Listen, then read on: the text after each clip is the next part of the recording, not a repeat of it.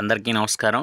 ఇక రాష్ట్రంలో అంగన్వాడీ కేంద్రాలను పటిష్టం చేసే దిశగా మహిళాభివృద్ధి, శిశు సంక్షేమ చర్యలకు ఉపక్రమించింది.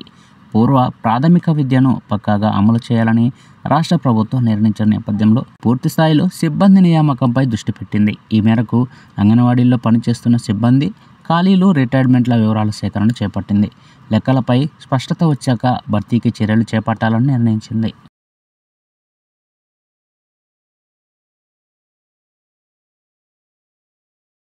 రాష్ట్రంలో 149 సమీకృత శిశు అభివృద్ధి ప్రాజెక్టులు కొనసాగుతున్నాయి. వీటి పరిధిలో 35,700 అంగన్వాడీ కేంద్రాలు ఉండగా ఇందులో 31,711 ప్రధాన అంగన్వాడీ కేంద్రాలు, 3,989 మినీ అంగన్వాడీ కేంద్రాలు. వీటన్నింటిలో పనిచేస్తున్న సిబ్బందికి సంబంధించిన పూర్తి వివరాలు సమర్పించాలని మహిళాభివృద్ధి, శిశు సంక్షేమ శాఖ కమిషనరేట్ తాజాగా క్షేత్రస్థాయిలో శిశు అభివృద్ధి ప్రాజెక్టు అధికారులను ఆదేశించింది. ఆయా ప్రాజెక్టుల వారీగా వివరాలను సమర్పించాలని సూచించింది.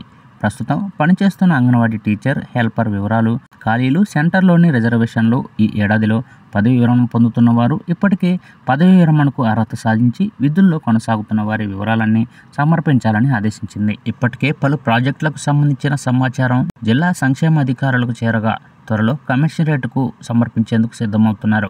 ఖాళీల లెక్కలు తేలితే అక్కడున్న రిజర్వేషన్లకు అనుగుణంగా టీచర్, హెల్పర్ ఖాళీల భర్తీకి చర్యలు వేగవంతం చేయవచ్చని ఉన్నతాధికారులు భావిస్తున్నారు. ప్రస్తుతం రాష్ట్ర వ్యాప్తంగా 3,800 అంగన్వాడీ టీచర్ మరియు హెల్పర్ ఖాళీలు ఉన్నట్లు ప్రాథమికంగా అంచనా వేస్తున్నారు. ఇక రాష్ట్రంలో 3,989 మినీ అంగన్వాడీ కేంద్రాలు ఉన్నాయి. వీటిని ప్రధాన అంగన్వాడీ కేంద్రాలుగా అప్గ్రేడ్ చేయాలని రాష్ట్ర ప్రభుత్వం గతంలోనే నిర్ణయం తీసుకుంది. దీనికి సంబంధించిన సమాచారాన్ని కేంద్ర ప్రభుత్వానికి పంపింది. కేంద్రం నుంచి ఇంకా ఎలాంటి సమాచారం అందలేదు. ఇక ప్రధాన అంగన్వాడీ కేంద్రాల్లో ఒక టీచర్ మరియు ఒక హెల్పర్ పనిచేస్తుంటే మినీ అంగన్వాడీ కేంద్రాల్లో ఒక టీచర్ మాత్రమే ఉంటారు. ఈ మినీ కేంద్రాలను అప్గ్రేడ్ చేశాక హెల్పర్ పోస్ట్ కూడా ప్రభుత్వం మంజూరు చేస్తుంది. కేంద్ర ప్రభుత్వం నుంచి స్పష్టత లేకపోవడంతో ఈ పోస్టుల లెక్కలు తేలలేదు.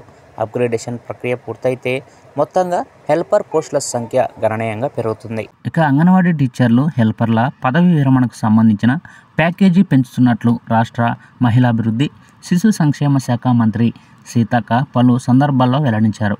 ఆ ఫైలు ఆర్థిక శాఖ వద్ద పెండింగ్లో ఉంది. దీనితో గడువు తీరినా చాలామంది పదవి విరమణ తీసుకోలేదు.